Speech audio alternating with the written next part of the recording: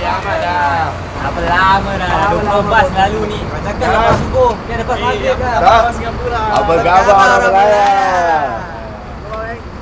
Ini siapa punya dah? Ini Ninja Turtle ni kan? Macam Ninja Turtle ni. Kurang masuk lah. Nah.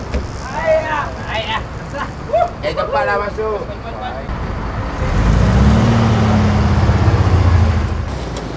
Hei, apa cerita korang semua ni? Okey juga lah Mat, biasa. Kau macam Mat? Alhamdulillah macam ni lah. Ya ke? Mat, aku tengok kau cakap lain je sekarang. Apa yang lain ni? Tak pergi naik je. Dibakar je. Kau dah tunang lah. Betul lah, tu seringat-seringat tadi tengok aku. So, lepas ni nak terus pergi venue ke apa? Nanti jap. Kau tahu kat sini mana boleh beli apa ni, drumstick lah. Itu Syahri lupa nak bawa drumstick tu. So aku agak mana tempat ni kan? Tu depan tu ada Ion.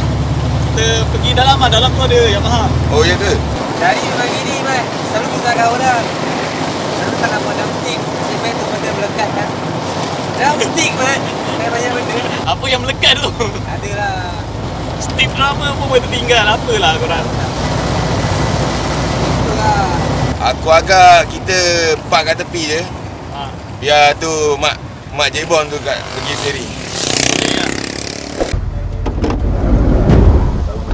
Geng, tolong ikut aku ke? Pergi sendiri lah, malas lah. Ni kat aku lah. Jangan banyak cincong balik. Go, cepat. Basket, I'll be back. Bye-bye. Go. Basket. Bye, oi.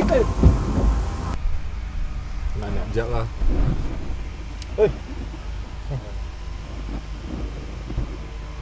Korang macam mana malam ni? Dah ready tu? Dah ready dah lama ni ready. Dah lama rehearse. Tak sabar tu malam ni. Kita sampai tak tidur Mat semalam rehearsal.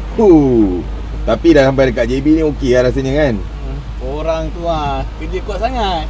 Nasib baik tak angkat batu. Di. Ahmad. Oi. Kau agak dari ramai tak orang? Mesti lah ramai. Johor mesti ramai man. Yalah Johor memang ramai. Tapi yang datang tu keluar nanti ramai tak orang tengok kita? Mestilah ramai. Jom malam mana tempat lepak apa? Kita pergi bergerak ni jom.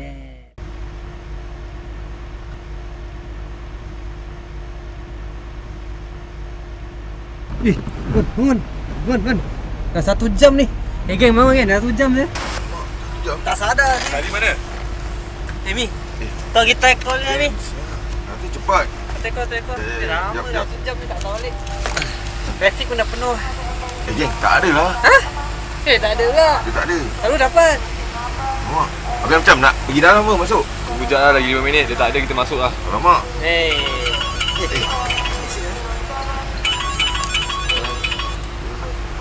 Kidnap? Didik lah ni semua. Mana boleh kena kidnap. Muka dia nak kena kidnap. Punya handsome. Kau try call lagi. Tak ada lagi geng. Aku dah try ni. Kalau betul-betul macam mana?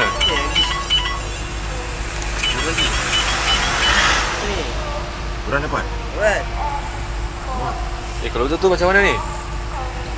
Tak mungkin lah.